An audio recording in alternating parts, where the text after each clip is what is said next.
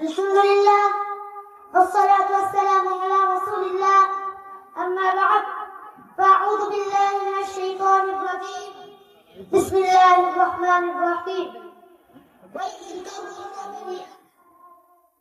সম্মানিত উপস্থিতি সভাপতি সাহেব, অতিথিবৃন্দ, শিক্ষক মণ্ডলী ও আমার সামনে বসে থাকা ছোট বড় দিনী ভাই সকল, আজকের আলোচনা অত্যন্ত গুরুত্বপূর্ণ এক বিষয়, ইসলামের মানবতার শিক্ষা।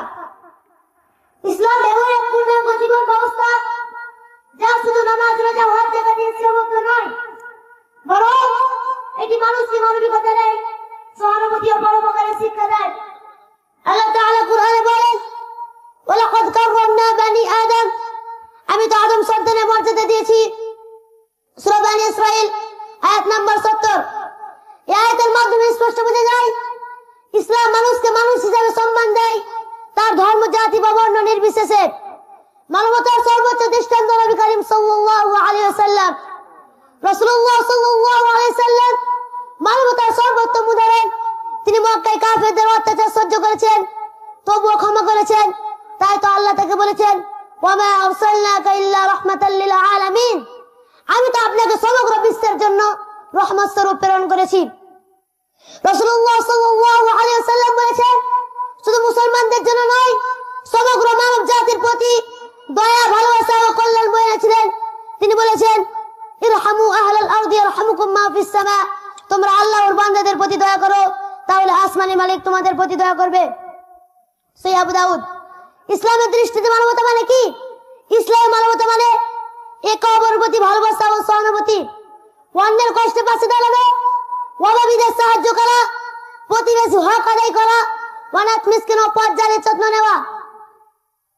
রাসূলুল্লাহ সাল্লাল্লাহু আলাইহি ওয়াসাল্লাম বলেছেন, সে মুমিন নয় যে নিজে পেট ভরে খায় অথচ তার পাশের প্রতিবেশী ক্ষুধার্ত থাকে। আবার অন্য হাদিসে তিনি বলেন, লা ইউমিনু আহাদুকুম হাত্তা ইউহিব্বু লিআখিহি মা ইউহিব্বু লিনাফসিহি, ততক্ষণ পর্যন্ত পূর্ণ ঈমানদার হতে পারবে না যতক্ষণ না সে নিজের জন্য যা পছন্দ করে তাই তার ভাইয়ের জন্য পছন্দ করে। সহিহ বুখারী হাদিস নাম্বার 13। ইসলাম মানবতার জন্য কি শিক্ষা দেয়? নাম্বার 1, জীবন রক্ষা। কোরআনে বলা হয়েছে, ওমান আহইয়াহা ফাকান্নামা আহইয়ান নাস জামিআ, যে একজন মানুষের প্রাণ রক্ষা করলো সে সমগ্র মানব জাতিকে রক্ষা করলো। সূরা মাইদা আয়াত নাম্বার 32। নাম্বার 2, ন্যায় বিচার প্রতিষ্ঠা। ইসলাম শেখায় কারো প্রতি ঘৃণা বা বিদ্বেষ যেন ন্যায় বিচারকে বাধাগ্রস্ত না করে। সূরা মাইদা 8 নম্বর আয়াতে তিনি বলেন, ইয়া আইয়ুহাল্লাযীনা আমানু কুনু কাওয়ামিনা লিল্লাহি শুহাদা বিল কিসত ওয়া লা ইয়াজরিমান্নাকুম শানাআনু কওমিন আলা আল্লা তা'দিলু ই'দিলু হুয়া আকরাবু লিত-তাকওয়া ওয়াত্তাকুল্লাহ ইন্নাল্লাহা খাবীরুম বিমা তা'মালুন। নাম্বার 3, সহানুভূতি ও মমতা। রাসূলুল্লাহ সাল্লাল্লাহু আলাইহি ওয়াসাল্লাম পশু পাখির প্রতি মমতা দেখাতেন। তিনি বলেছেন, যে প্রাণীর প্রতি দয়া করে আল্লাহ তার প্রতি দয়া করেন। প্রিয় ভাই বোনেরা, আজ পৃথিবীতে মানবতা হারিয়ে যাচ্ছে। হত্যা, হিংসা, ঘৃণা, প্রতারণা সর্বত্র ছড়িয়ে পড়েছে।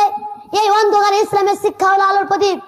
যদি আমরা সত্যিকার অর্থে মানবতার ইসলামী শিক্ষা নিজেদের জীবনে ধারণ করি, তাহলে পৃথিবী হবে শান্তি ও ভালোবাসা ও ন্যায়ের ভান্ডার। আসুন আমরা দোয়া করি, হে আল্লাহ, আমাদেরকে তোমার সৎ বান্দাদের অন্তর্ভুক্ত করো। মানুষের প্রতি ভালোবাসা ও সমগ্র সৃষ্টির প্রতি দয়া প্রদর্শনের তৌফিক দাও। আমিন ইয়া রাব্বাল আলামিন। ওয়া আখির দাওয়ানা আলহামদুলিল্লাহি রাব্বিল আলামিন। আসসালামু আলাইকুম ওয়া রাহমাতুল্লাহি ওয়া বারাকাতুহু।